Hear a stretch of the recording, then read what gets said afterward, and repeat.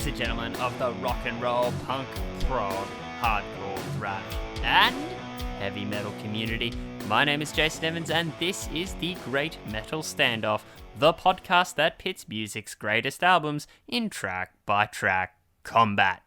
And welcome back to Grunge Month here on the Standoff. This is our third grunge battle of the month, and I had alluded in the most recent podcast that we'd be pitting another Soundgarden album into another battle, and doing it properly by putting it up against a formidable opponent from the same time period.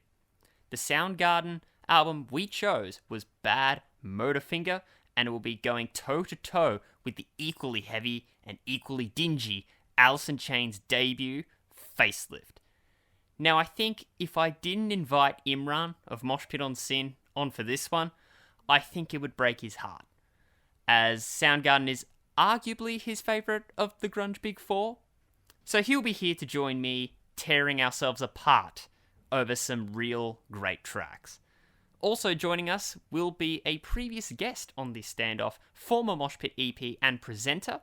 Her name is Ellen, and grunge is her favourite style of rock and roll, so this is shaping up to be one passionate pod. So let's not waste any time and go straight to it. Here are the rules. Number 1. Every album battle will be contested in track-by-track format by our podcast panel. Number 2. Each individual panelist will select a winner of each pairing. The winning track receives a point to that individual's tally score. Number 3. Tracks on albums that go uncontested can receive a tally point if a panelist awards it a gold star. Luckily, we don't need that today. Thankfully, all the tracks line up. Number 4. Once the battle is over, the album with the highest tally score will receive 1 grand point for that album. Number 5. If a panelist tally score results in a draw, both albums will receive a half grand point each. And finally, of course, the album with the most grand points will be declared the winner. And now, let the third grunge battle begin. Facelift versus Badmotorfinger. Roll the audio. Imran, our most passionate grunge fan here, it's good to be back, isn't it? It is amazing to be back. I'm excited for this one. This is your stomping grounds, arguably, because I don't think I'd be able to live to see the day if I discluded you from a Soundgarden review. So I would have been so hurt. I don't think we would have been friends. On brand with Local Treasure versus Imran the King, doesn't it? On brand. Yeah. Oh yeah. That's about how it is. Yeah. Kind of melds into real life, doesn't it? Art imitating life. But we also should mention we need a third person. We need a deciding factor in this debate. So we're having a return here on the Great Metal Standoff. She joined me for a review of American Idiot and the Black Parade, and she's a former EP here at Mosh Pit, and now occasional presenter, but she's serving the community quite well in a time of crisis. Her name is Ellen. Welcome, Ellen. Well, welcome back, I should say. Hello. Thank you. I'm very excited to be back and very keen to discuss Soundgarden and Alice in Chains. Yes, we're in the middle of Grunge Month. You have always tried to tell me that grunge is your kind of favourite type of music that you play frequently. Yeah, it's like my favorite genre of music. My favorite bands are grunge bands. So yeah, very excited for Grunge Month. So when I pitched this particular battle to you, what was the first thing that popped in your head? I love Alice in Chains. So that was my first part of excitement. Soundgarden, they're not my number one favorite. Obviously, they're one of the big four, but they were lower on the list for me, which is probably might be disappointing for you guys. But I was excited to listen to their album and compare it and really get into their music. So yeah. Imran, how'd you react when I pitched Facelift and Badmotorfinger? Because I was excited for this one at first. I'm getting terrified now. I've looked at the lineup. This is getting very scary very quickly. Oh yeah, tell me about it. I was very excited when you pitched this one to me because unlike Ellen, Badmotorfinger and Soundgarden are my favorite grunge out of the four. I love Alice in Chains, don't get me wrong, and all of the other guys, they're fantastic, but I think Soundgarden's my favorite. And I was excited when you did this one because I'm like, hell yeah, these are two fantastic albums. And not realizing that we got to pitch them, we got to put them against each other and actually pick which song's better. In So our opinion, I at don't know why. least. Yeah, I don't know why I forget that each week, but now I'm like you, I'm terrified, and I don't know. I'm just gonna make this up as I go along. I must admit, in Yeah. in our previous podcast, Super Unknown v Audio Slave, we did with White Bonsai. I like the idea of putting an asterisk next to whatever we decide. Give us a little bit of leeway. I might implement that this time. Yes. What is it? What do you think of that, Ellen? Well, everything we say is just an asterisk. Our opinion will change. This is just in the moment. Fastest thought first. Yeah, that's it. Sweet. I should also just mention, when I pitched this one to you specifically, Ellen, you also tried to tell me that it should be Facelift versus Nirvana's Bleach. Why'd you say that initially? Yeah, the reason why I said that is because, like, well, for me personally, Nirvana and Alice in Chains are my two favorite grunge bands. So I thought that it should be both of their, like, first albums against each other instead of Soundgarden's third album. I thought that it would be really interesting to compare the first Nirvana album to the first Alice in Chains. Righto. Because they came out, like, Nirvana was first and then Alice in Chains, and they were both the debut. The Bleach came out late 80s, didn't it? 89. Yeah, it came out in 1989. Yeah, that's right. And then Facelift was 91. 1990. It preceded Nevermind by a year. Oh, there you go. So have we had this narrative of Nirvana leading the grunge movement all wrong? Have we had it all wrong from the beginning? Who knows? From my research, I discovered that Facelift is kind of the first, like everyone kind of hails it as the first grunge album. So I think maybe it's people already knew that Facelift was the first grunge album, quote unquote, but Nirvana kind of put it on the map. Yeah, well, if you actually, like, read into, like, the history of grunge music, Soundgarden was actually, like, the first grunge band to be signed by, like, a major label as well. Yeah, they were onto Sub Pop, wasn't it? Yeah, something like that. Yeah. Well, one final bit of catch up, just because we're getting to know Ellen a little bit more. So let's just catch her up on what she would have thought on the Grunge Month podcast that we did before. So if you were on the Dirt vs. 10 vs. Nevermind podcast, Ellen, which one do you think you'd be leaning to? As, like, the best album? Out of the three, yes. Out of the three, that's really tough. I'm going to have to say, sorry, Pearl Jam, but you're not in contention. It's a hard pick between Dirt and Nevermind because I love both of those albums so much. Okay. This was a grunge-ish. This was a bit more of a grunge-ish thing. Super Unknown by Soundgarden or Audio Slave's album? Probably Audio Slave album. Okay. And coming up later on in Grunge Month, we'll have Silverchair versus Pearl Jam, Frog Stomp versus Pearl Jam's second album, Versus. Do you have a prediction for that? I would probably say Frog Stomp is a really great album. I mean, like, I love Pearl Jam, but, like, I think that Frog Stomp album is pretty great. And even, I'll tell you what would also be a good one to do would be, like, their second album, Freak Show. Would be good to, like, compare. Food for thought. That is a good album. Food for thought. Okay, we've got all the admin out of the way. We're welcoming back Ellen to the Great Metal Standoff. I believe it is time, Imran, to face our fears. Really? That's essentially what this is. Face our fears. Done, Timekeeper. Timekeeper. I really hate the fact that the first 5 albums are really tricky to distinguish, but we need to get started, mate. So please, ring the bell.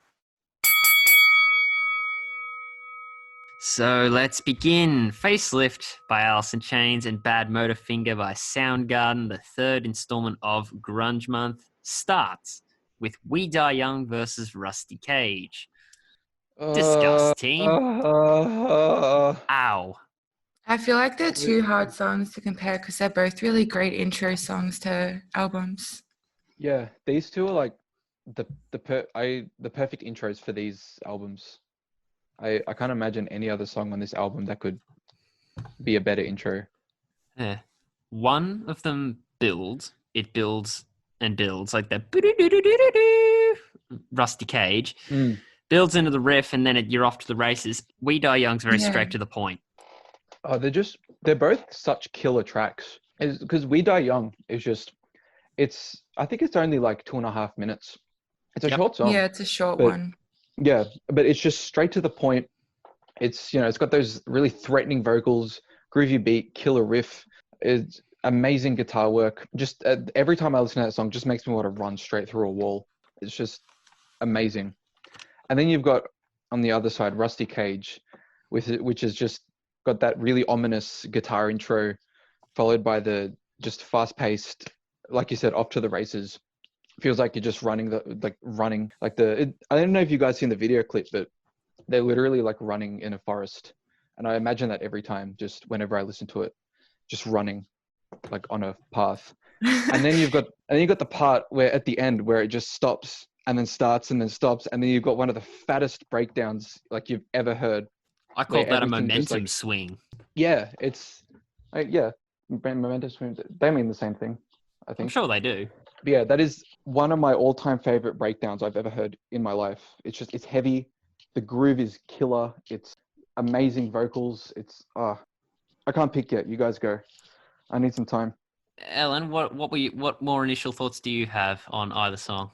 So I like we were saying before, I think both songs are really great intro songs to albums. Listening to Rusty Cage, and like really sitting down and listening to the album in full, I thought that song was literally like about like breaking free and like running, like we've been saying. It's literally like the vibe that you get, because he's like, break my rusty cage and run.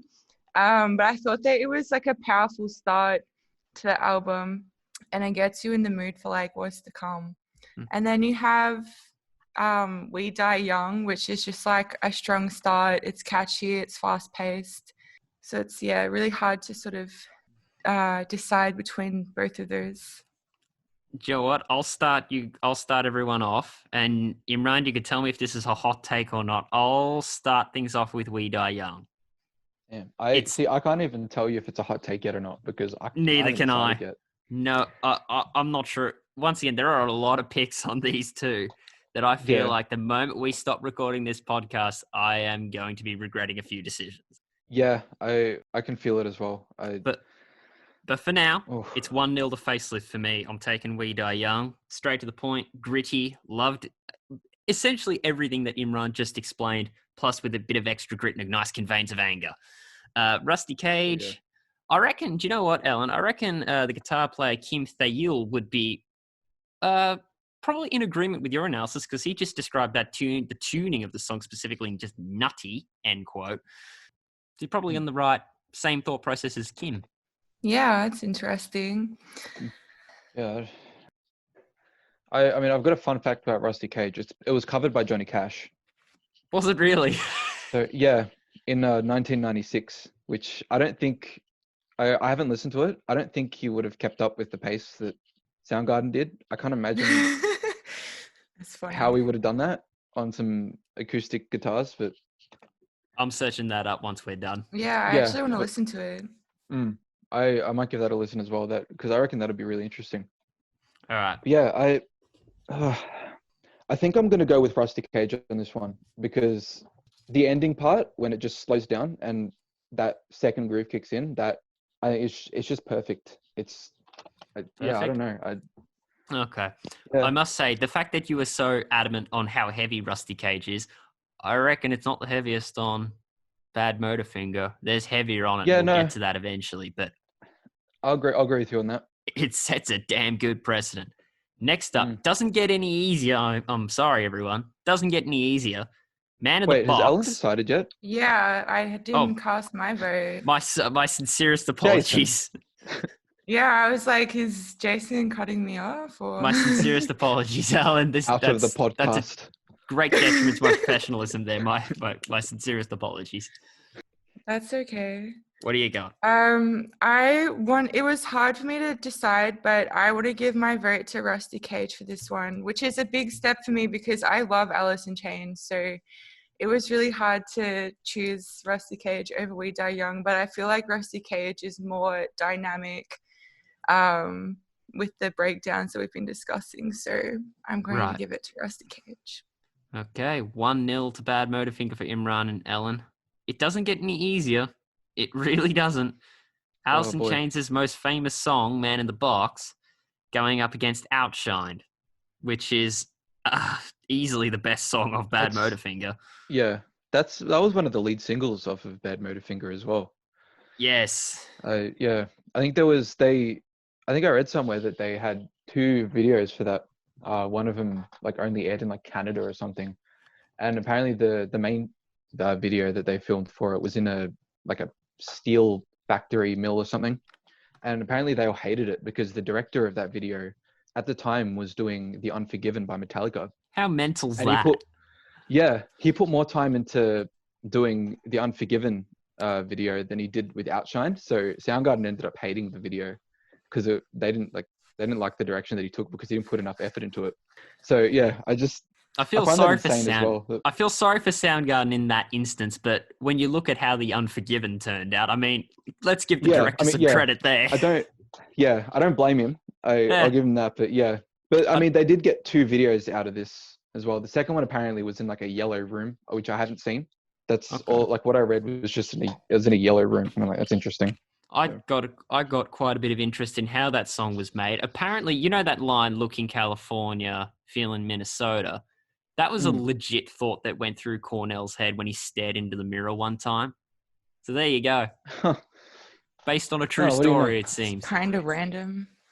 Yeah, who knows what's going on in that man's head? Well, in essence, the song is kind of delving into the extremes of Cornell's personality. So I guess that line makes a bit more sense when you think about it that way. Then, crap, the groove. Oh crap, the intensity. Oh, yeah, that riff, that sludgy, bluesy, like that's like a classic Soundgarden riff to me. That's it's got just the essence of what Soundgarden were about in that song. It's got that odd time signature as well, which is like also classic Soundgarden, which I read as well that they don't focus on like writing songs in odd time signatures. What they do is they just write it based off of feel and then figure out what it is later, which I think is really interesting. Well, damn, they've got good feel. Oh yeah. Speaking on the Outshined riff, I said it last time on the Super Unknown podcast. They probably made it even grittier when they made Mailman on the next album. But seriously, just the build, the tension, the heavy, intense verses, then just that soaring pre-chorus. So now you know who gets mystified. Yeah. And then back into that heavy chorus that just you can't not sing along to that. Everything about it is just it's a killer track. You can't pass up a song like this. It's just there's no one aspect of it that I can point out that's like maybe they should have done this or that's not. I don't like this part better than this part. Everything about it just flows and it's perfect. And then we've got the trouble of going to Man in the Box. Yeah, I was going to say, in contrast, Ellen, what makes Man in the Box the most famous Alice in Chains song? What makes that so quintessential of them? Yeah, I was going to say, like, all that stuff you guys are saying about Outshine is true, but I still think Man in the Box is, like, the better song here. I'm just going to put that out there. I mean, Outshined is a good song. It was covered by one of your favorite bands, Jason, Stone Sour. I'm a big fan of Stone Sour, yes, and they did cover Outshined. And their cover Phenomenal was really cover. good. I remember you recommended that to me, Jason. It was a good cover. Yeah, I feel like Man in the Box, I mean, it's such like a iconic Alice in Chains song. It's like powerful. I think the pre-chorus into the chorus is great. I love the call and response in the chorus. The guitar solo is great. Everything about it is such a great song. Really like it gets you like pumped up. You know what I mean? Oh yeah. It does. It's a song that just the groove, the riff, that talk box part, which was inspired by "Living on a Prayer" by Bon Jovi. Funnily enough, it's got those powerful lyrics. It's catchy. It's like that chorus, where that's one of like Lane Staley's top vocal performances, in my opinion, is when in the 100%. Chorus it just goes insane. He's like reaches for the stars in that one. Like you said, the call and response with Cantrell in the background.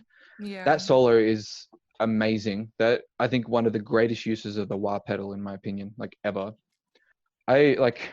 I think I'm gonna have to agree with you, Alan, and say I'm gonna pick Man in the Box for this one as well, purely because there's a reason why it is the greatest or one of the most popular Alice in Chains songs. It's because it is absolutely freaking killer. So Ellen, that is confirmed. You're taking Man in the Box. Yeah, absolutely. I mean, you should know this. Yeah. That I would choose Men in the Box coming into this.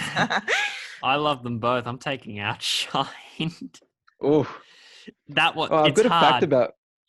Sorry, I've got Fun a fact fact, about yep. Man in the Box. Yes. Apparently that wasn't going to be a single off of Facelift, but Cantrell really pushed for it because the record company at the time thought it was too slow. But Cantrell really insisted that this is a killer song. It's got to be a single, and boy did he know.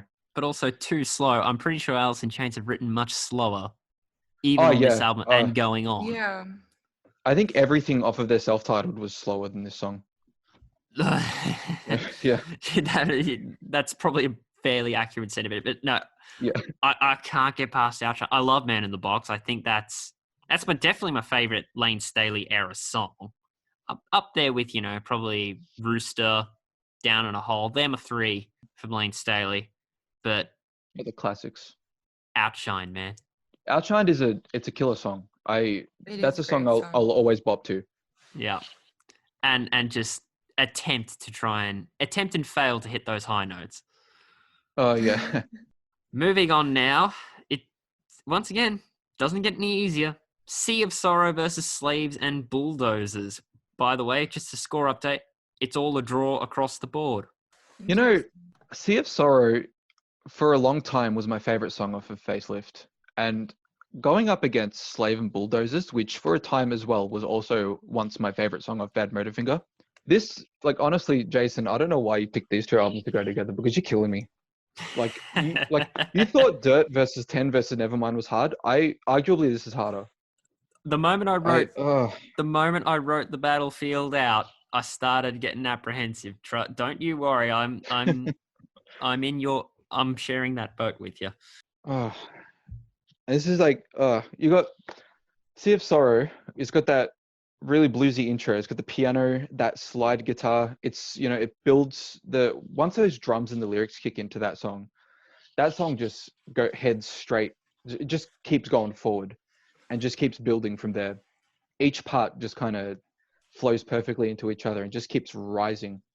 And that song is just perfect in every way.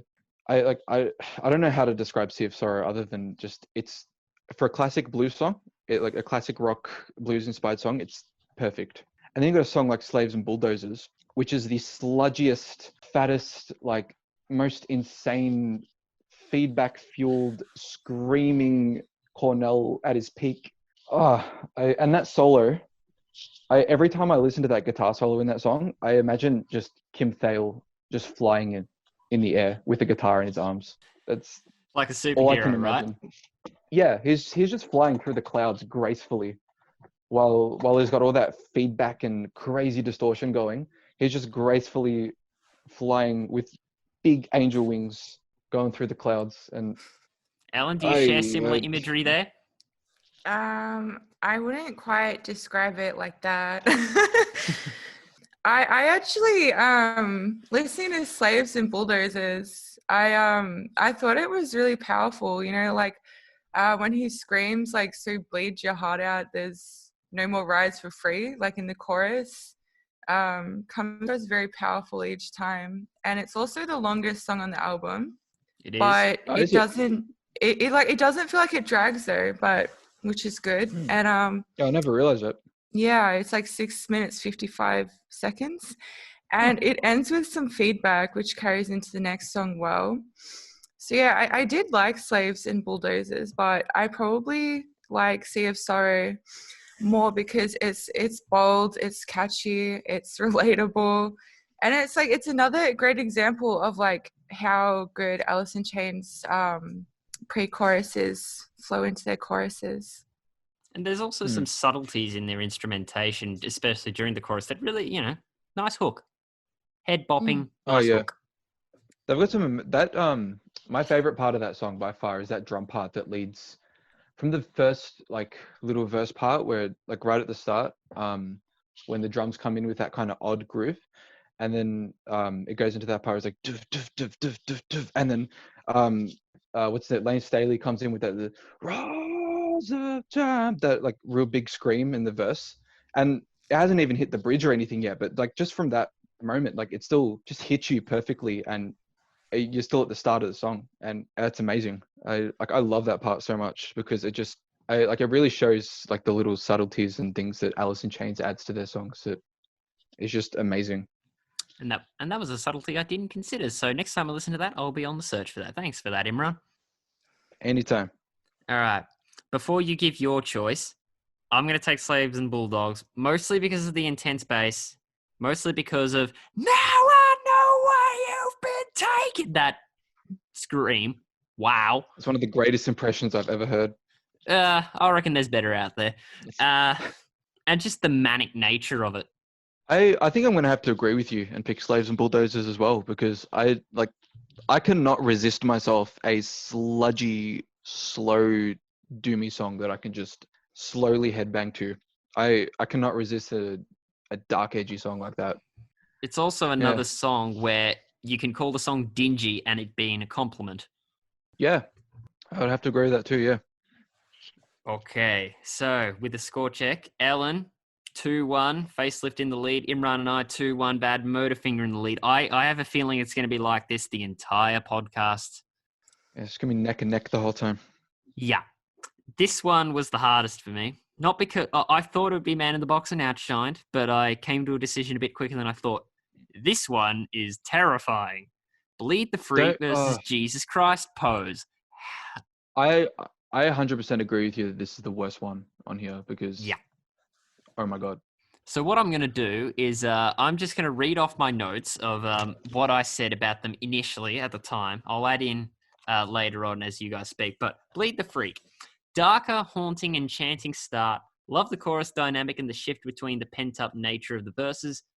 Guns N' Roses solo? ? Back to intro riff, slowed right down, some wailing, demented stuff going on. For Jesus Christ Pose. Vast, deserty sound with some paranoid-inducing riffage. Between this and track 3, how did it take until Super Unknown for Cornell to blow his voice out? It doesn't sound like the soundtrack of it does sound like the soundtrack of a martyr running away from their fate. Those are my notes. I still don't know what to choose, so I'm going to leave you two to debate for a bit. Oh, okay. Well, I'll start with Bleed the Freak here. Bleed the Freak is, I wouldn't say it's underrated because I think I've heard a lot of people say that this is a great song off of Facelift, and by Jove, it is. It's got everything you want. It's got that dark ballady intro. The chorus is catchy as hell, yet still maintaining its darkness. It's got the verse sounds like almost like it doesn't fit into the song, yet it flows so well. I don't get it, but it's amazing and just fits like a glove almost. That solo, interesting take on the Guns N' Roses inspo there, Jason, because I kind of got the same kind of vibe. That bridge, or like the little interlude part where it just slows the heck down, very atmospheric. It's got that little whispering in the background. I love that part. It ends, climactically. That song to me is like a classic Alice in Chains song that I could envision on like a future, like maybe not Dirt, but it's got the remnants of like where Alice in Chains was going, and that to me is just perfect. It's amazing. And then you got a song like Jesus Christ Pose, where holy freaking crap, that song, the way that was made was, it was literally just a jam in the studio. I think Ben Shepherd, the bass player, was jamming something, and Matt Cameron, the absolute genius that he is on drums, I love that man. I'm just gonna put that out there. He started putting it together on the drums with that rapid, weird pattern that he did on the drums. It's super fast, it's tight, it's perfect. And yes, this is a quote from Kim Thale, I remember, on the making of this song. He said he had no idea what was going on during the initial jam of that song, but he started adding the feedback and stuff, which is at the start of the song. Chris Cornell took a recording of that home, added lyrics and a chorus. He fitted it somehow into it, and then took it to the next day, and that was like the starting of like that. That pretty much was the start of that song. That's how they got the song together, and you can kind of hear it in the vibe of the song as well, because it's frantic, it's crazy, it's heavy, it's super fast. That the lyrics and the vocal delivery of it is super menacing, especially with like the part where he's like, "I'm going to be saved," and the super loud. It's just, he goes nuts. The bridge riff, the little like that part's amazing. The chorus crescendo when he just goes all the way to the peak of his vocal range and then all the way down. And just the riffs in that song, everything about that song, the rhythm, the everything. That song just hits you like 3 trucks at once. 3 tons of bricks, hey? That's about right, yeah. Yeah. Ellen? I'm done. Yeah, I'm like, how can I follow that massive description? I told you, he's the most passionate grunge fan out of all of us. I mean, Just I'm only with passionate, Soundgarden. but Only I'm with more Soundgarden. passionate for other bands. Yeah, I liked Jesus Christ Pose. It was like, I haven't like listened to that song like a whole lot, but I liked it. I thought that by this time, like we're on to the 4th song in the album, so I'm getting comfortable with the sound and the theme. I like the heavy and dark tones. It's fast paced. It's good. In terms of Bleed the Freak, that song is definitely like a standout song on Facelift. The guitar intro, the hazy guitars set the tone and the darkness. I think it's one of the greatest songs on the album. I think it's like easy to listen to. And yeah, I like every time I listen to it, I really just enjoy listening to it. I think when I saw Alice in Chains, they did perform it, and it was Oh, you saw definitely him a live? highlight. Yeah, I saw Alice in Chains. I am so jealous. I saw Alice in Chains and Red Hot Chili Peppers in the same week. Wow, when was that?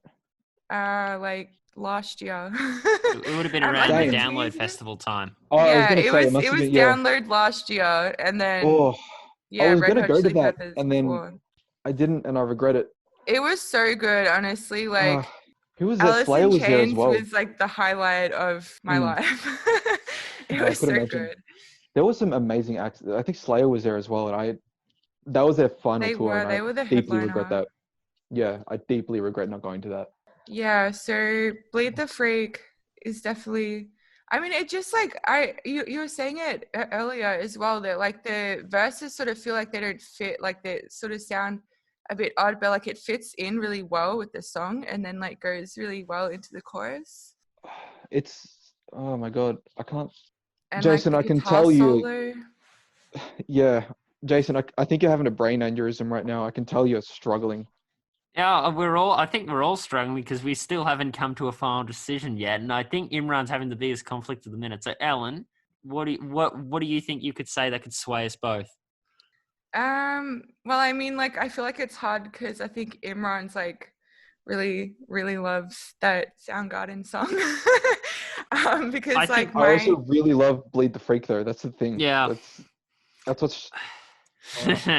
This could probably also change the direction of who wins this, I reckon. I reckon it's that important, this one.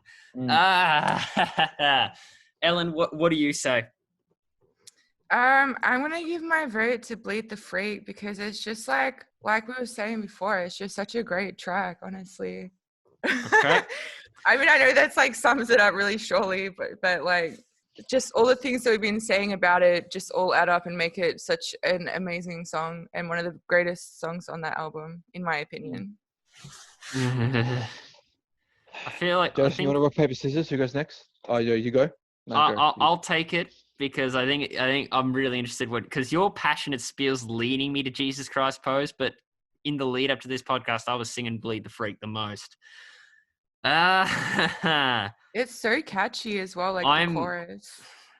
I've been leaning. That is, Imran, great. Yep. I really do appreciate the breakdown of Jesus Christ Pose, but I think I'm gonna regret not picking it, but I'm gonna take Bleed the Freak.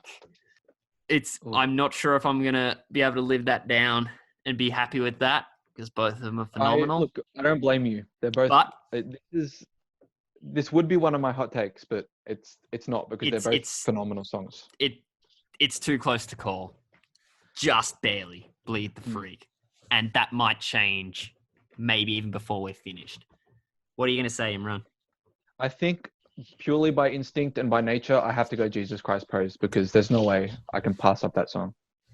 Fully understandable, Imran. That is most definitely the hardest one off this entire battle. We'll get to the results as we go along, but I think the conflicted nature of these picks gets a little bit easier for now. I can't remember versus Face Pollution. This was a bit easier for me. What was it for you, Alan? Yeah, I actually really liked Face Pollution, to be honest with you. I can't remember, wasn't really a standout track for me. I don't know if it was for you guys, but I mean, like it's a good song because, you know, all of them are good songs, but I thought that Face Pollution, I like how it's kind of random. I like how there's like lots of cheering and stuff. Yeah. But I like the chorus. I like the lyrics of the song where it's like, I don't like feeling like you. And it has like the face pollution because it's sort of something that I feel like a lot of people can resonate with. So yeah, I definitely like face pollution. And then with I Can't Remember, it gives you another showcase of Lane Staley's vocal abilities. It's just amazing voice. And I also really liked the guitar solo, complements the song really well. Yeah, especially his vocals going into that lead guitar line in that song specifically was something I quite liked. Vocal wise, Lane Staley, I Can't Remember. I said at the top, Man in the Box is probably his best, but you could make an argument for I Can't Remember personally. I reckon that's top 2, top 3 of Facelift vocally, I guess. Do you know what? Yeah. It was one of my more preferred tracks. I'm gonna go mine right out of the gate. I can't remember I preferred much more than Face Pollution. Hot take. That's hot take. That's the first Yeah, Imran that hot was take like- of this show. Yeah. That was like the opposite of what I just said. Yeah. This one, Interesting. I'm actually tossing up a lot between these two because these two are like, as much as they're like quite obviously filler tracks on both of these albums, they're both very like amazing songs. Like I Can't Remember. It's like I could imagine this song as being on the self-titled Alice in Chains record. It's like because it's got that really ominous feel to it. It's slow. It's got those real creepy Lane Staley vocals to it. Plus, he goes to that bit in the bridge where he just like he just kicks it up another notch, and he just delivers some real powerful vocals. There's some sick riffs in it. There's a nice little simple solo. It's a great Alice in Chains track, and Face Pollution as well. That song to me is just screams fun. That like it's got the big scream at the start. Yeah. Sorry. Yeah.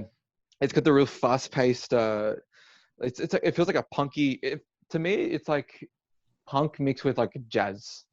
Like it's real crazy. It's really unpredictable. You don't know, like you never know where it's going.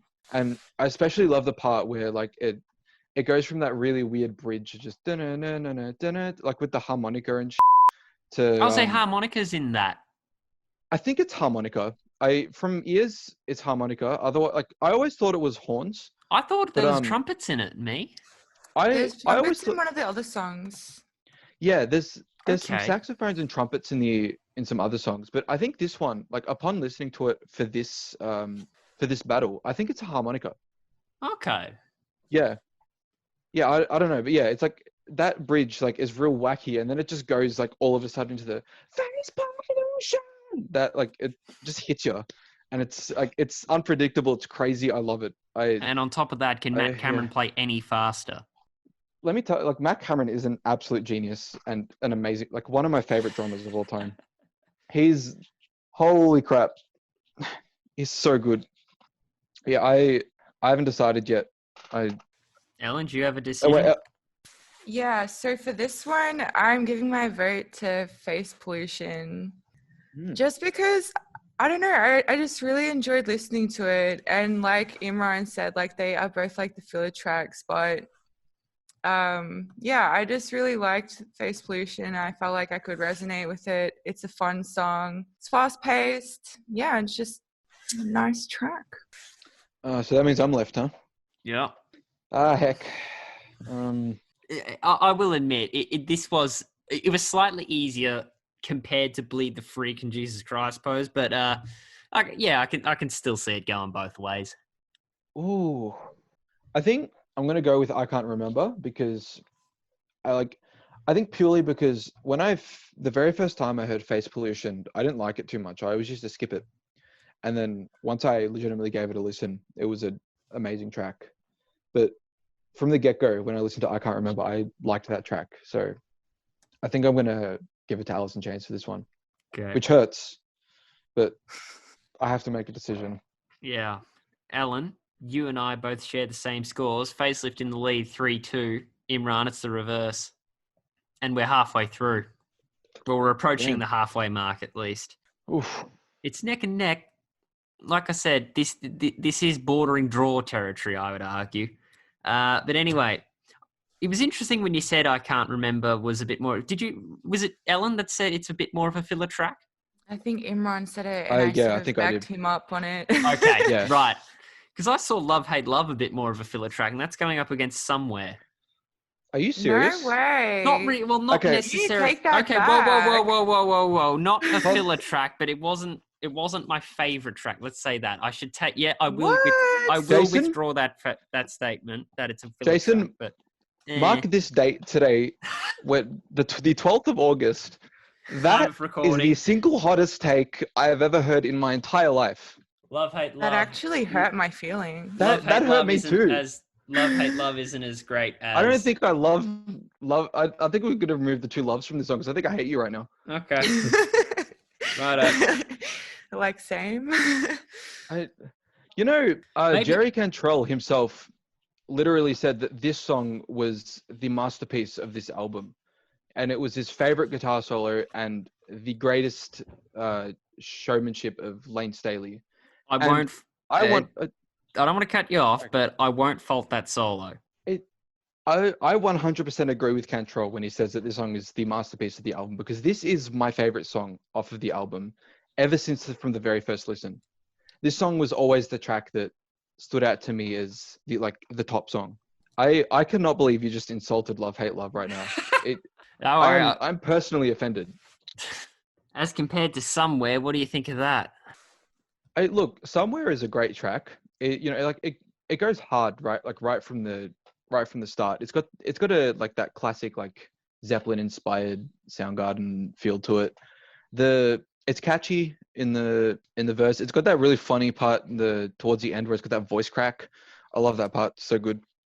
It's got some cool bass riffs in it. I love how at the end it kind of fades out and then comes back in, and it's just overall it's a good track. But I think putting it up against Love, Hate, Love is you can't compare a song like that, which is also I think off of this album a filler track, to Love, Hate, Love, because in terms of vocal performance, in terms of the thickness of the riffs, the spooky classic Alice in Chains real scary kind of riffs and stuff, and especially the end where Lane Staley just screams his heart out and just goes nuts with that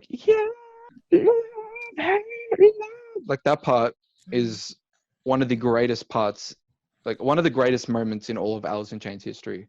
And especially even the part when it fades out, there's some guitar feedback, and then it comes back in, and Lane Staley just goes even harder, and it just, I don't know, that song just really, my vote goes to that song. Obviously, it's Love, Hate, Love is just, it's the greatest song off of Facelift. That's all I have to say. Well, I think that Imran just summed it up really well with everything that he just said. I definitely agree. I think Love, Hate, Love is like one of the best songs, if not the best song off the album. I love everything about the song. It's a slow burn, but it's really powerful, especially with Lane's powerful voice and just like how he screams at the end, like Imran was saying. I really like how it builds up in the choruses and then it comes back to the guitar and then builds up again through the verses. The guitar solo is great. Another fun fact is this is the longest song on Facelift. It is. Oh, Very much really? It's such a good song. I just can't believe Jason, you just like said it was you insulting it before. Like that actually hurt my feelings. If it helps, the passionate analysis is softening my view on it. In fact, I think I've identified what I had a problem with.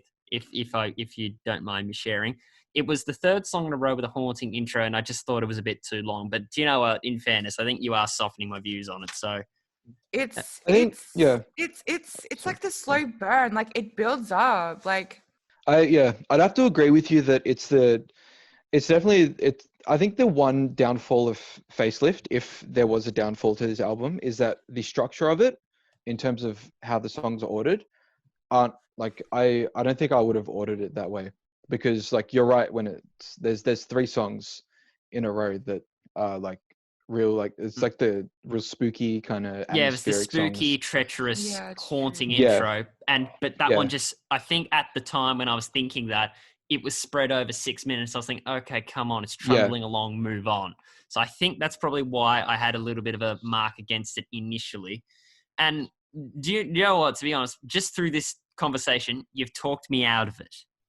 Take that as a moral victory. You've talked me out of it, because my mark against somewhere is that fade in, fade out outro. Oh, really? Yeah, I wasn't a fan. Fair enough. I actually thought that was interesting. I thought it added it like another what do you call it? Made the song more dynamic. Yeah. No, I particularly like that part. Yeah, I think I it's actually thought interesting. it was good. That one It I kind also of thought catches was you off too guard. long. Yeah, no, I actually thought it was good how it like fades down and comes back. That's actually what I wrote was positive for somewhere. Yeah. Okay. Well, luckily, you've talked me out of what I thought of initially. Love, Hate, Love it is. Hell yeah. That puts Facelift in the lead 4-2 on my end. Imran, you've tied up 3-3. And yes, and that would also mean, Ellen, that makes it 4-2 for Facelift. We're sharing scores, Ellen. We're locked in. We're telepathic here. Yeah, that's funny. Of course it is. Okay, this one is tricky for me. It Ain't Like That versus Searching with My Good Eye Closed. This one, I'd like to share a fun fact before we get into it. Please do. The intro to Searching with My Good Eye Closed was it was Cornell's idea to add this part. He got the inspiration for that. You know how it starts off with the fade in of the tremolo guitars, and it's like got that little melody happening, and then suddenly you hear a voice that says, "This is my good eye. Yes. Do you see a cow?" And then there's a cow. Yeah. He got that inspiration from I wrote this down. It was what's it called? It's called a See and Say, which is like a kid's toy. And apparently one day he found one and he was just messing around with it. And on this thing, it was just like you twist the knob and it says like, "This is a cow," and it would be like moo. And then it was like, "This is a pig," and it would oink.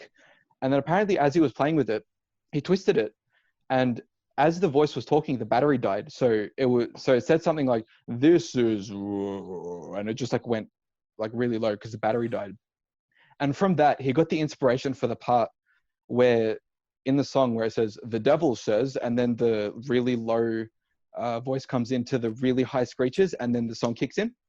Wow. That's where he got the inspiration. Yeah, from a kid's toy. I love that is one part, of my by the favorite way, parts as well. That's so good. I love it too.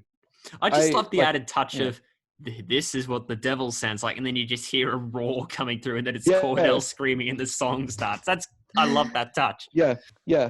Right off the bat here, Searching with My Good Eye Closed, is that's my all-time favorite song off of this album. Okay. So my vote's automatically going to go to that over It Ain't Like That. But not to discredit It Ain't Like That, that is a absolutely killer riff, which I also, fun fact about that as well. That riff was a mistake. Yes. And it was kind of a piss take from Cantrell, who one time I think he got annoyed at his bandmates during rehearsal one time, and he just wanted to make some noise. So he played that over it, and they all looked at him being like, "Yo, play that again." And and that's how that song kind of started. It Ain't Like That was born. Yeah. And what a groovy song. That song slaps. Top 3. I love that song. Top 3. I love that song this so album. much. It really hurts to put it up against Searching with My Good Eye Closed, because It Ain't Like That was one of the songs that resonated with me off of Facelift, like from the first listen. Uh-huh. But Searching with My Good Eye Closed, there is no way I'm passing up a song as thick and like sludgy and groovy, and like that you can tell just came from those Black Sabbath inspirations. And the vocals in that song, like some of those like little runs that he does in the verse, the little bridge part where he just keeps going up, it's like, is it to the sky? That part where he just keeps going up and he just hits that note right at the end that just, it hits like so well. And that little, I love the especially the little part in the middle where it's like a little guitar solo, and then there's that like psychedelic bridge where he's singing through, like, it sounds like he's singing through like a megaphone or something, and you can hear Cornell coming in and out like in front of that megaphone sound. Mm-hmm. It's really psychedelic and trippy, and then that just builds towards the end, and the end just is like a massive jam for the whole band. Because do you know what I wrote in my notes? Kim Thayil sounds like Angus Young. Yeah, that's just what I wrote at the time from the first thoughts. I haven't, do you know what? I haven't paid too much attention of that in listens since, but that was just what I wrote in my notes at the time. It got frantic towards the end. What do you agree with that, Ellen? Of which part? Sorry. Searching with My Good Eye Closed, like that ending solo section. I thought at least got quite frantic, and it also a bit of twang to it. I mean, like, I feel like Searching with My Good Eye Closed was actually the first time I actually listened to that song. So hearing it for the first time, when you hear like the animal noises and stuff, it kind of seems a bit weird. But I really liked it when it says "the devil says" and then like it gets into the song. I thought that it was like one of the slower, chill songs like the album needs. And the sounds created, like you were just saying, Jason, are really good as well. What about It Ain't Like That? It Ain't Like That didn't really stand out to me. Wow. as much as some of the other songs. Okay, why so? I mean, that is a hot take. Yeah, I mean, like, it's a good song, but it's not. It doesn't compare to like Love, Hate, Love or something like that. Fair enough. All right.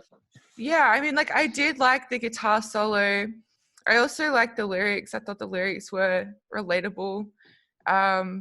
I mean, like, it's definitely a good song. I like the guitar sounds in the intro, sorry. But if I was to compare the two songs, I would probably say I enjoyed listening to Searching with My Good Eye Closed a bit more, just because of like the strangeness of it is sort of like up my alley. So I think you know what, Imran, the fact that you told me how that intro was made by Cornell, you've made me appreciate it so much more, and it's made it much, much harder for me now.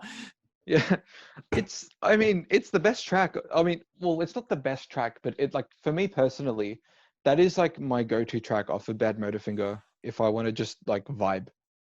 Okay. Like, it's my favorite track. I can never pass that song up. I never skip it ever. So Ellen, I'm guessing Ellen, you're in agreement with Imran. Good Eye Closed is getting the bacon for this one. Yep, that's it. What a metaphor, her taking away the bacon. Sorry. Yeah. Sorry, what? This is what happens when you take the hosting seat. You adopt all these metaphors that you never use in your day-to-day life. Right. That's how it be. This is so tough now. It Ain't Like That. That is top 3 off Facelift for me. Top 3. Okay. Can I give you something for Searching with My Good Eye Closed to sway you? Give it your best shot. All right. This is good. I'm entrusting with you now. This is going to be a lot better than the Rooster incident. Just in case anyone hasn't listened to the Rooster incident, I was really stuck between Jeremy and Rooster, and I gave Imran one chance to try and sway me to pick Rooster, and the fact he gave me was a bit nonce. Yeah, this one's going to be a lot better. I guarantee it. Anyway, so the intro, the guitar riff, that is in D tuning on a guitar. Okay. So that's played on the D string and the G string, but like there's some finger picking on the G string, right? Right. And then once that riff kicks in, that suddenly drops to I don't know. I've never properly analyzed the song theoretically or before, but from what my ears tell me, that song drops to C. So it goes from the second fret of the bottom string to just open. And that's suddenly now in C. So that suddenly almost like just becomes 2 frets heavier on a guitar. Okay. And that just makes it all the more insane because it doesn't sound like it. It sounds like from the intro to that verse, it sounds like it flows really well. But I'm pretty sure it drops like even more in tuning. And like it's the same tuning, I'm like 99% sure, as Mailman. Now that's made that argument a lot more compelling now. Yeah. I tried that. Am I willing Please, to? Yeah. This I is was going to say, correct me if I'm wrong, but Okay. yeah. Facebook.com/Metal Standoff Pod. Do go ahead and fact check us. Good eye close. Am I willing to give it a point based off it goes from D tuning to C tuning? Yeah. That's all I've got here on my notes that I have not covered. Because I reckon I could just spite you and take it ain't like that. But you know what, Imran? I'm gonna once again, if this ends up being a draw on my end, this is gonna be one of the songs I'm gonna blame. I'm gonna trust your instinct on this. If I live to regret not taking it ain't like that, it's on you, Imran. I will happily accept that burden. Okay, as long as you're happy with that. That takes it 4-3. Facelift in the lead for me. 4-3 for Ellen. I don't think we've deviated. I highly doubt we've deviated apart from maybe the first track. So that's something to behold. And Imran, 4-3, Badmotorfinger.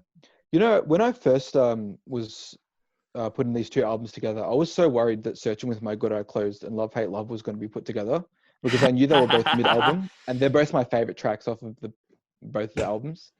Breathe a great big sigh of relief. Ellen, we'll start with you on this next one. Sunshine versus Room 1,000 Years Wide. Right. So listening to Room 1,000 Years Wide, I thought that it was loud and powerful intro after the previous song.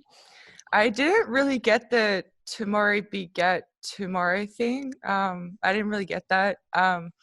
I did like the saxophone and trumpet that are on the song. I thought that they fit in nice and they complement it well. Are we confirming right now sax and trombone is on this song? Trumpet. That's what I read. Sax and trumpet. I only hear saxophone, but if there's I thought I heard sax too. It said sax and trumpet. Oh, okay. Well, there we have it. Yeah. There you go. And it's also one of the few Soundgarden songs written without any input from Chris Cornell, which is fun. Yes, fact.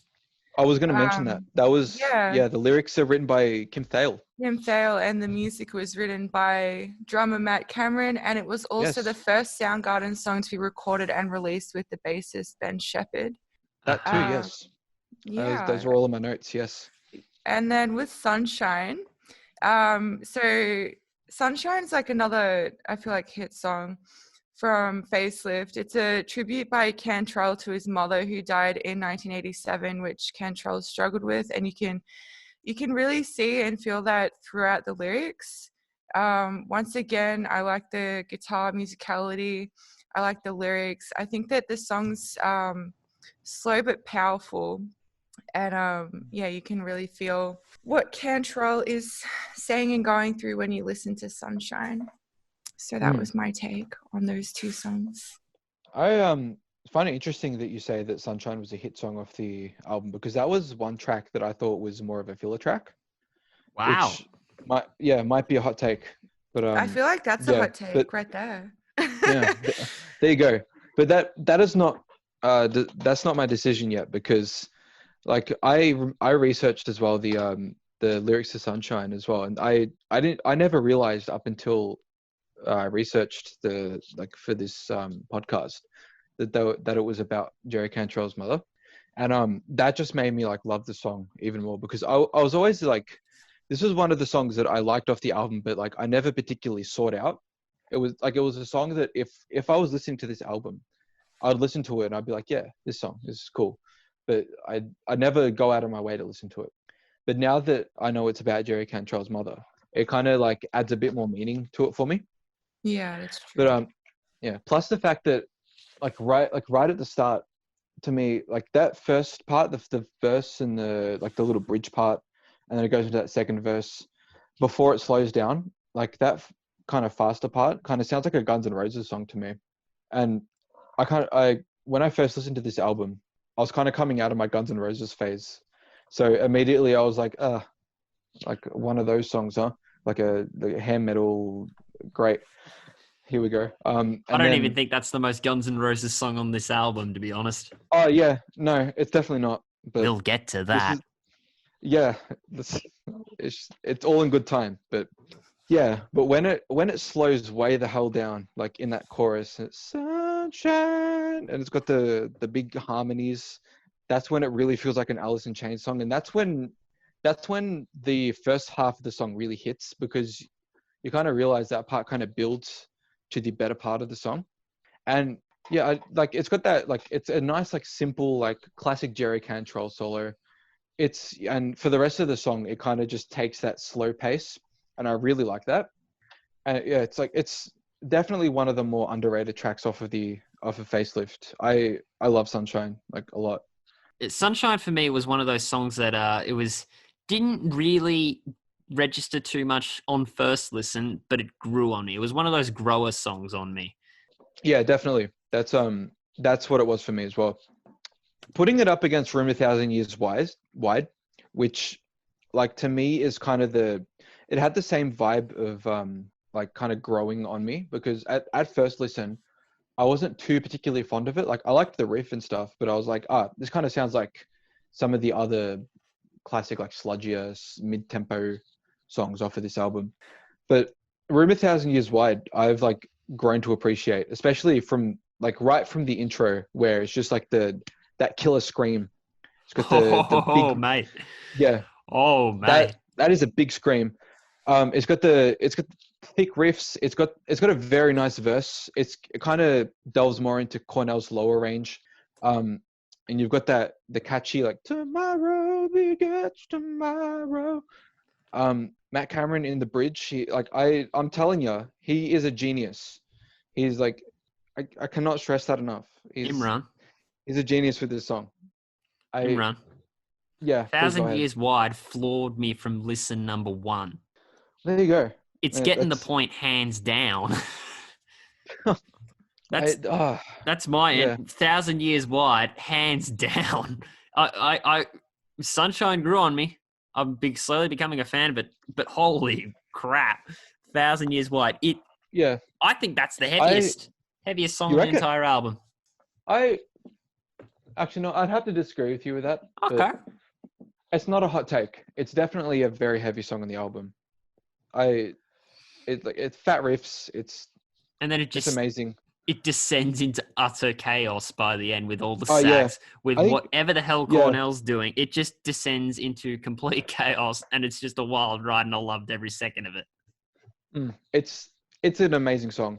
I think it's also, as well, it's got one of the very few moments on this song where Chris Cornell just channels his, like, the most inner, like, most primal scream that he's got, and just absolutely sends it into another freaking universe. I don't know, like, I think it's in, like, the second or third, like, chorus or bridge or something, but he's just got this one particular scream where he literally turns into another being, and it's insane. Final thoughts. Ellen, did you make a decision? I did. 1,000 Years Wide, hands down. Ellen? My decision is Sunshine. And so there was one. Heck. Sorry, go on, Jason. No. I've got nothing to say.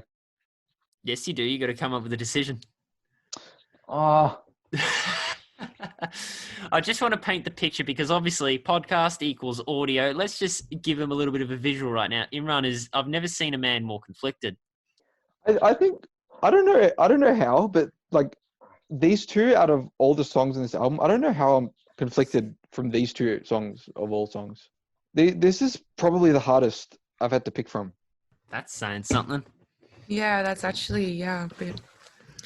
I don't, yeah, I'm confused as well. This is someone who had to choose between Polly, Jeremy, and Rooster, Them Bones, Once, and Smells Like Teen Spirit. And we've just had to go through Jesus Christ Pose versus Bleed the Freak and Outshine versus Man in the Box. Gotta love grunge. Gotta love grunge. I'm picking Room 1,000 Years Wide. Take it Okay. before I change my mind. No problemo.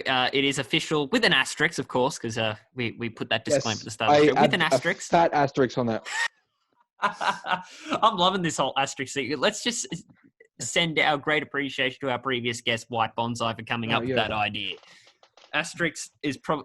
We shouldn't be using it as a crutch, but we're going to in this case, aren't we? Oh, yeah.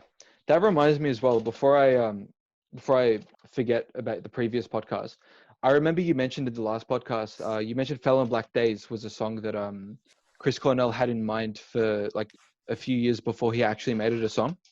Yeah.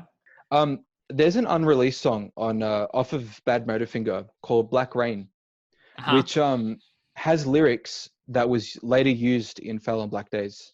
So he pretty much had that song in his mind for a very long time before Super Unknown. And let me just say as well, if you haven't listened to Black Rain, that is a banger. That is like, if you want to get the idea of what Badmotorfinger was, listen to Black Rain. That is the epitome of like that era of Soundgarden. Don't say you don't learn anything on the Great Metal Standoff, everybody.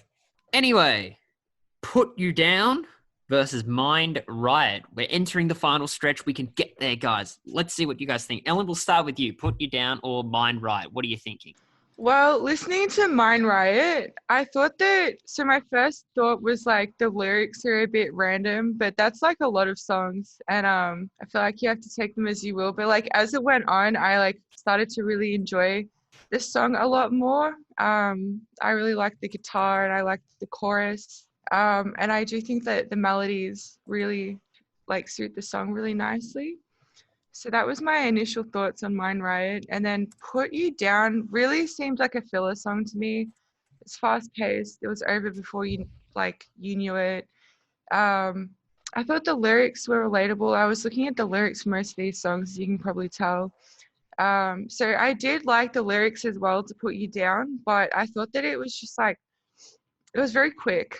Like I said, it was over very quickly. So I probably would be leaning towards Mind Riot, just because like when I thought that actually joined together with like the next song was really good on the album, and in terms of like placing of songs. I have to agree with you on the on Put You Down. That to me was just like a classic. Like you could tell Jerry Cantrell like wrote that one based off of his inspirations of like that hair metal 80s like blues rock, like Van Halen kind of stuff. And the ending of it stopped very unexpectedly for me. Like it was a very short, like quick kind of song. It almost it didn't feel like an Alice in Chains song to me, just because you could tell it was inspired by more of those 80s like blues hair metal kind of bands. Also to mention when you said the lyrics were random, I read something about Chris Cornell saying for this album, Badmotorfinger, he mentioned that he wanted to make all of the lyrics like really ambiguous and like kind of like you can kind of interpret them as you like.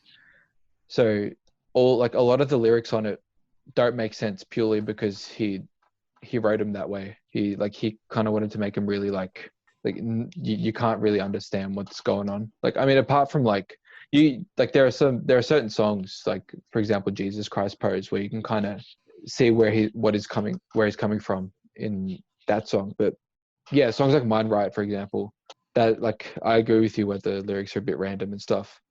I get a lot of like early Zeppelin vibes from Mind Riot though. The Early Zeppelin. yeah, like kind of the more like Led Zeppelin 3 where they went kind of folky. Oh yeah. Kind of yeah. When you said And Led Zeppelin 3, the first thing that popped in my head was thinking, oh, so kind of like a gallows pole kind of feel.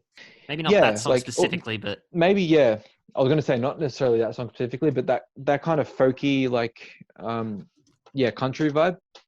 oh, I'm glad you said And country. yeah. I thought it was very country-esque too. Yeah.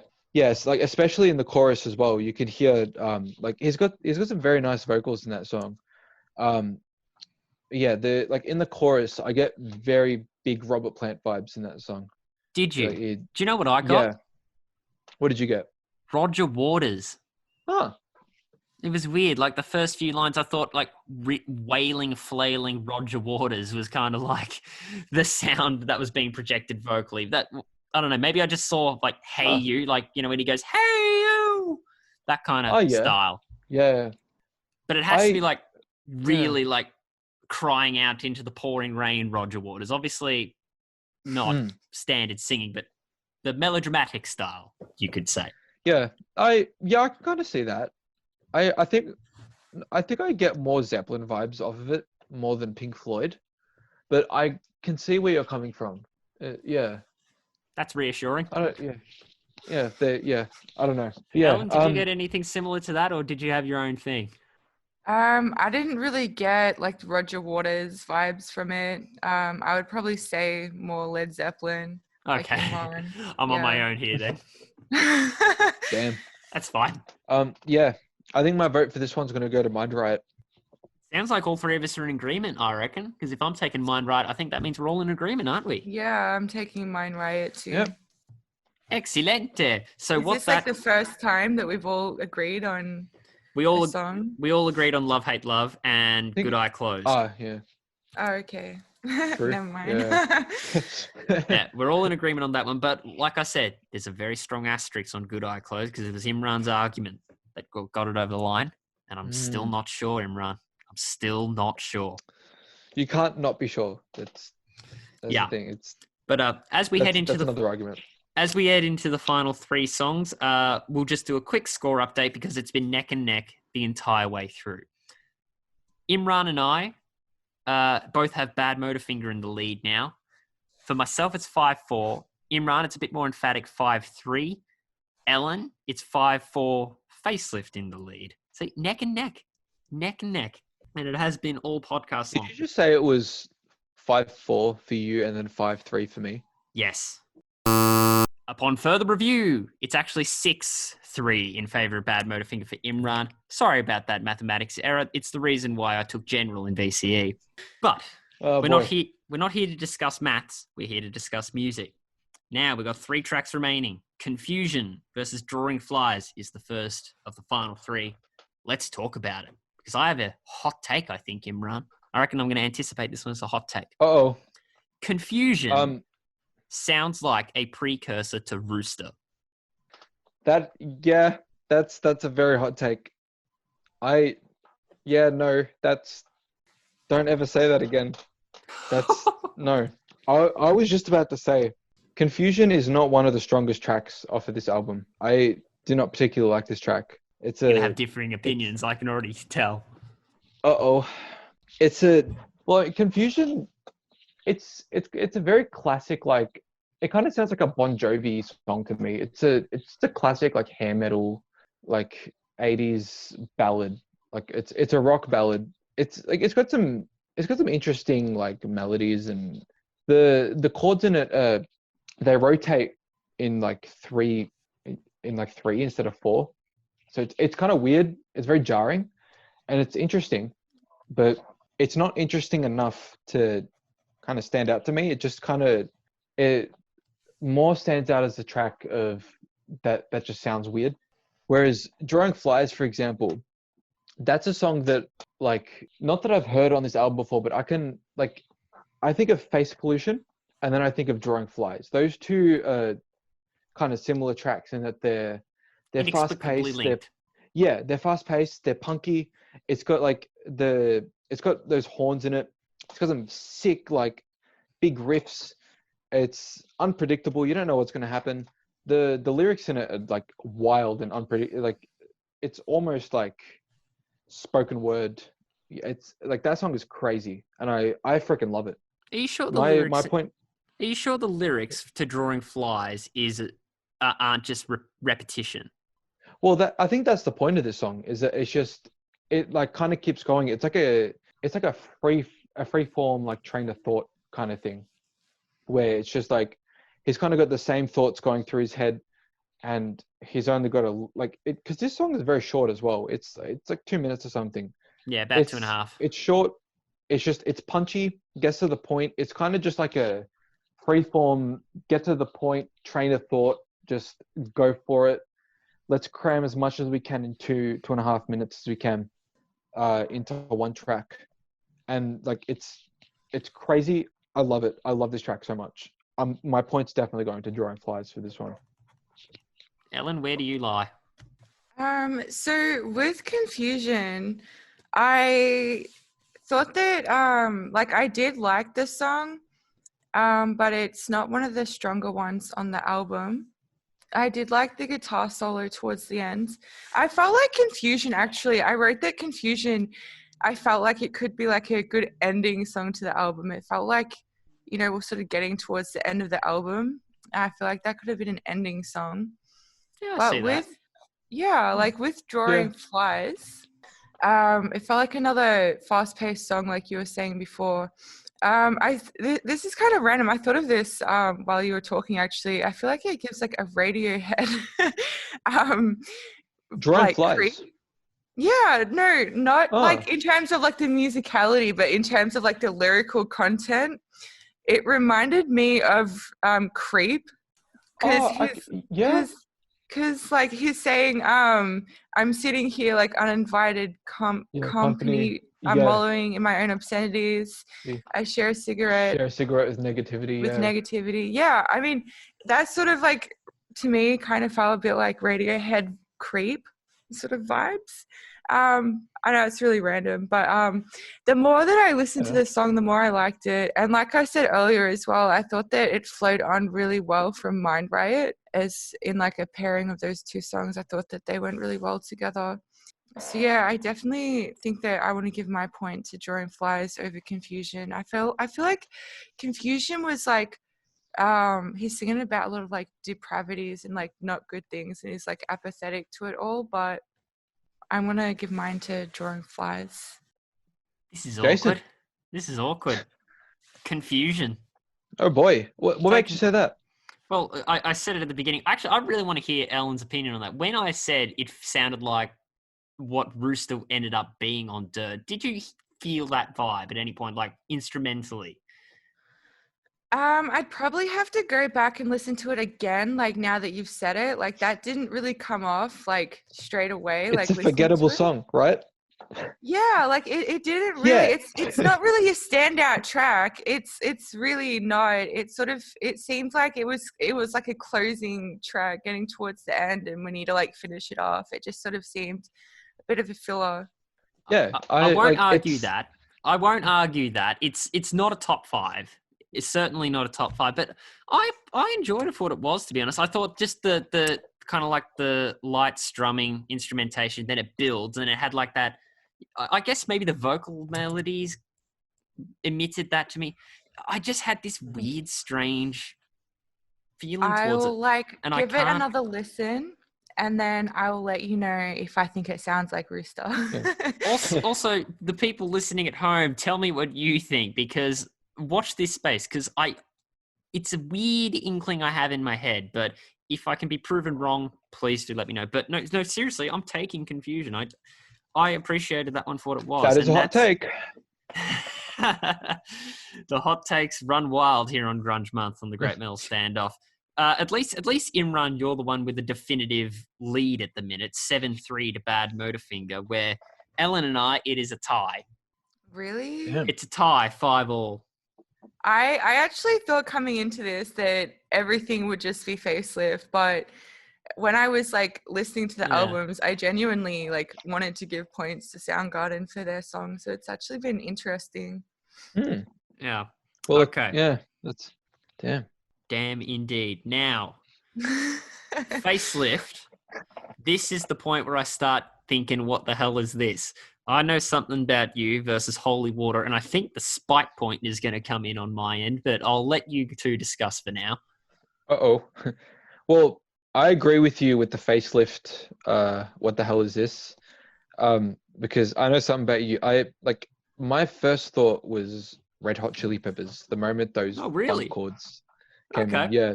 Oh yeah, disco opening. I see. Yeah. Yeah, it's like it's got that funky kind of feel to it. And then my immediate thought after that was, what? Like, it's probably a reason why they didn't take that direction going forward.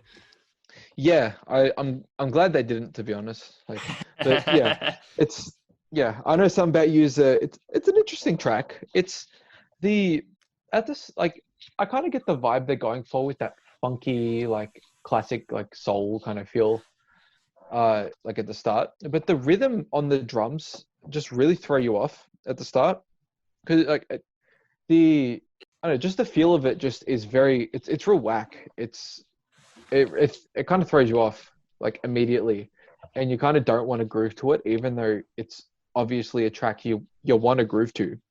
But yeah, like that to me is just like that's one of the songs as well in this album that I'm just like, that should not be an Alice in Chains song. It doesn't feel right. So in fairness, I reckon you should probably forgive it a little bit because it was their first album, so you can probably forgive them of for course. that. But yeah, no, I understand that, like, Jerry Cantrell's like biggest inspirations were like the Van Halens and the Led Zeppelins and stuff, and like those like early like hair metal, like 80s kind of stuff. And he did draw a lot of inspiration from that classic blues rock kind of stuff. So like of course it's their first album, they're going to explore stuff like that. But my point's going to go to Holy Water for this one, because it's just Holy Water, even though it's not a standout track on the album, it still sounds like a Soundgarden song. It's got that Sabbath type, like Sabbath type groove. It's groovy. Each distinct part of it is like memorable in its own right. It's got some cool guitar solos. It's like they got that reverse guitar solo at the start. It's real cool. And especially towards the end of it, it's got a switch up between the in the riffs, and he starts singing like a verse over a different riff, and I think that's really cool. Ellen, anything to add on either song? Yeah, I thought that these were two of like kind of like the stranger songs to be comparing. I thought that Holy Water was just like the theme of it was a bit strange. I did like the pace of the song, and I thought that the lyrics fitted well with like the musicality. Once again, it's filled with many Cornell screams. It's got a solid ending, and then it goes quiet. I thought that I Know Something About You, that like I liked the layering of the vocals in the chorus, but it's kind of a bit random. It seemed like a blackmail song. Like he's like saying like, I know something about you and I'm going to tell like everyone about it. I did like the scratchy guitar solo, but it didn't really seem like a typical Alice in Chains song. It was very random. But like I said, both of the songs were a bit strange in their own way. So in conclusion, Ellen, where do you reckon your allegiance will lie?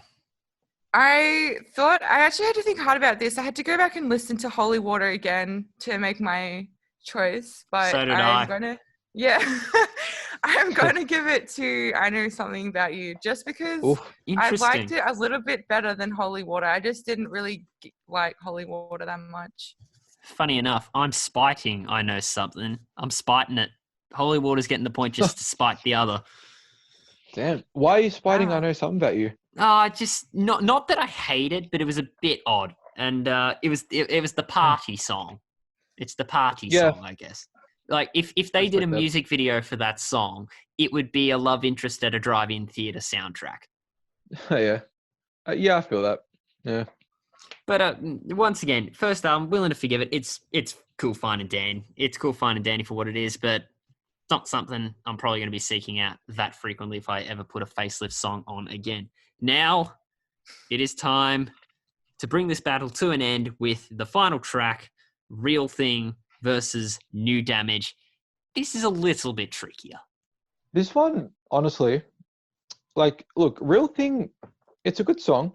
It's got, it's like the same kind of vibe of the classic rock blues kind of like it. Do you hear the inspirations of Jerry Cantrell again? It's like, it's kind of country.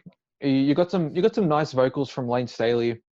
It's cool. It's swingy. There's a little right at the end of that song, they've got that bit where Lane Staley just screams out "sexual chocolate baby," which is a reference. Yeah, that's a reference to the movie Coming to America, which is there's a character that Eddie Murphy plays in it that's in a band called Sexual Chocolate. Right. So that's why he screams that out. And look, Real Thing is it's an alright song. I don't mind it. That's one of the more popular songs off of Facelift that I don't mind. Nothing off of this album compares to New Damage. New Damage okay. is the heaviest. It's a bold statement. It may be a hot take, but New Damage is one of the most powerful, craziest, most soulful, amazing, like one of the greatest guitar works from Kim Thale I've ever heard ever. You know what I wrote in my notes for that one, Imran? Yeah? Lead guitar parts are gritty and dirty and a bit all over the place. Yeah, well, that's kind of the That's a compliment, that's kind of by the the vibe of Kim Thale. Yeah, no, that's the vibe of Kim Thale, is that he's manic. He doesn't care what he does. I've watched interviews of him where he, like, even live when he does guitar stuff, he says, like, during the later Soundgarden years, he would just try things in where he had solo parts and just like instrumental parts. He just like try new things, and no matter what happened, whether like it sounded good or it sounded bad, he just try like new things in Soundgarden songs. And I think New Damage was a song where he just kind of like let loose and went crazy and just tried all he could for like this song is predominantly a Kim Thale song to me. Like even like especially towards the ending when you hear Chris Cornell just like go nuts. An eruption. With the It is an eruption. Yeah. No pun intended, but eruption. No, 100%. Yeah. It's like at the end, it's just everyone is just letting loose, and you just it's insane. It's dirty, it's gritty. New Damage, like for me, that would get 3 points against Real Thing. Would it? Okay, well we'll just make that official now. We'll give it 1 now, hey? Yeah, there you go. 1 point right there. New Damage. It's not the greatest song off of Badmotorfinger, but it is a song and a half. But to the point of Ellen, you got to appreciate the treachery intro to Real Thing. You can't fault the riffage. Escalations I wrote in my notes, the escalation into the pre-chorus, can't fault it. It's a tough one for me. I don't know about you, but tough one. I mean, I feel like if I was going to give a point, I think that New Damage is like what I'm leaning more towards, because I felt like it was a solid finish. It's something that could be related to in terms of like the lyrics, where he keeps on saying like the wreck is going down, get out before you drown. The musicality and instrumental fits really comfortably with the lyrical aspect of the song. I thought it was a bit cruisy. I'm a fan of like cruisy ending songs of albums, but it does speed up towards the end, like you guys were saying. I think it's also a good song to end the album with, because it goes along with like the theme of things ending. And I liked the guitar and like feedback finish, how you have that like screeching. Whereas with Real Thing, I just thought it was a bit like depressing, the subject matter. It really was about like addiction and struggling with addiction. I mean, it's a bold ending to the album, but I feel like New Damage was stronger as an ending song. Yeah, definitely. Okay, well then that leaves me to give the final point. And do you know what? I was very torn. I might have actually gone Real Thing at one point, but I think this conversation has reaffirmed that I think New Damage is the better ending. So I think all three of us are in agreement there. There we go. And congratulations, everyone. You just managed to go through Facelift and Badmotorfinger. Well done, everyone. I cannot believe I just did that.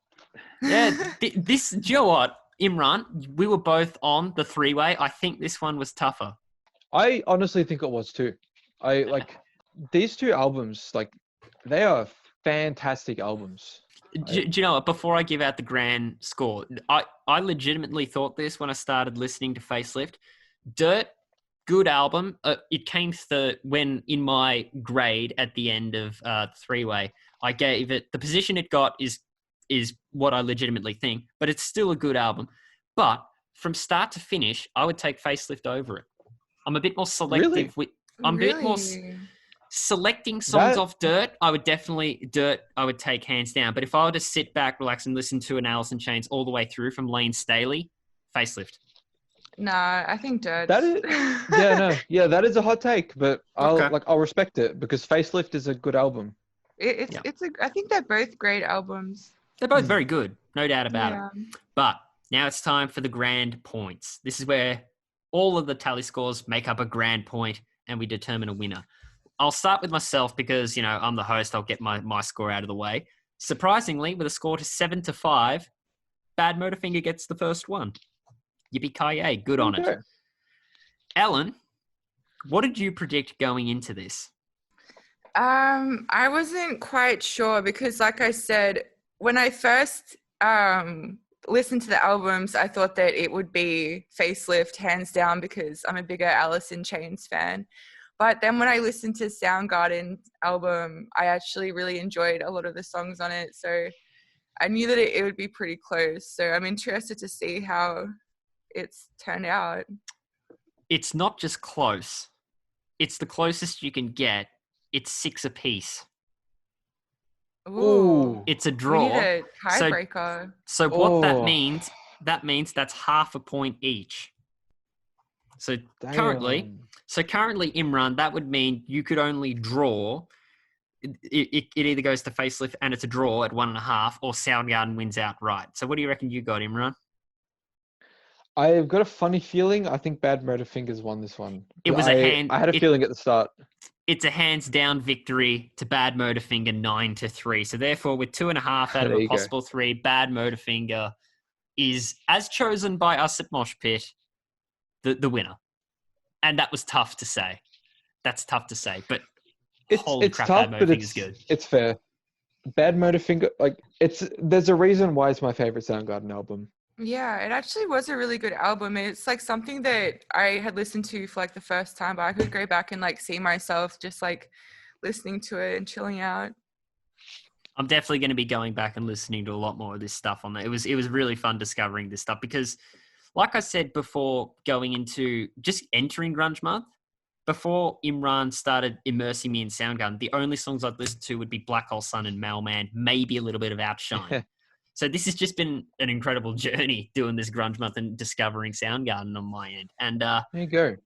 It was one hell of a ride. Just to give credit to both, even though we have Badmotorfinger as a winner, what do you reckon is everyone's top 3 off each? Top 3 tracks. I'll start off Facelift. Love, Hate, Love, Facelift. number 1. Okay. Love, Hate, Love. Bleed the Freak. And Man in the Box. Oh no, now we get conflicted here. No, get rid of Man in the Box. I changed it for We Die Young. We Die Young. No, Ellen? actually, no, Man in the Box. Man in the Box. Back to Man in the Box. If it helps, for me, Man in the Box, Bleed the Freak, it ain't like that. I think those are my 3. Yeah, fair. My 3 from Facelift would be Love, Hate, Love, Bleed the Freak, and Man in the Box. So, okay, very similar to Imra. Hey, that's kind of cool. We're all telepathic here. Badmotorfinger for me, Outshined, Easy, Room 1,000 Years Wide, Slaves and Bulldozers. Those are mine. For me, Rusty Cage, Jesus Christ Pose, 100%. And Searching with My Good Eye Closed. Ellen?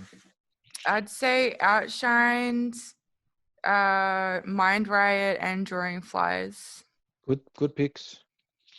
What a vast... Although it's hard because I did like Searching with My Good Eye Closed as well. So. What a vast range. Yeah. I think a lot of us had our minds changed. We were very terrified going in, but we've shared a lot of laughs. And hey, you guys helped me change my mind on a few of these tracks. Still tentative on a few. We'll see how this goes later on. But thanks for doing this one. This one was quite fun. I'm always Yeah. happy to do these. Arguably a battle equal to or even tougher than the three-way battle that kicked off Grunge Month. We did find a winner in this battle, and that winner is Badmotorfinger by Soundgarden. With a white bonsai asterisk, of course, as both albums really do deserve to be loved and adored. If you were in the battlefield with me, which album would you have chosen? And do you have any other album battles to suggest to us? Get in contact. Facebook.com/Metal Standoff Pod. Now we are 3 battles deep into Grunge Month, covering the juggernauts of the era. Next time, as teased and as promised, we are going to see how much Australia added to the era by putting Silverchair's debut album Frogstomp up against Pearl Jam's second album Versus. Be sure to stop by again for that. But until then, that's all we have for now. Hear from you soon. Metal up your ass!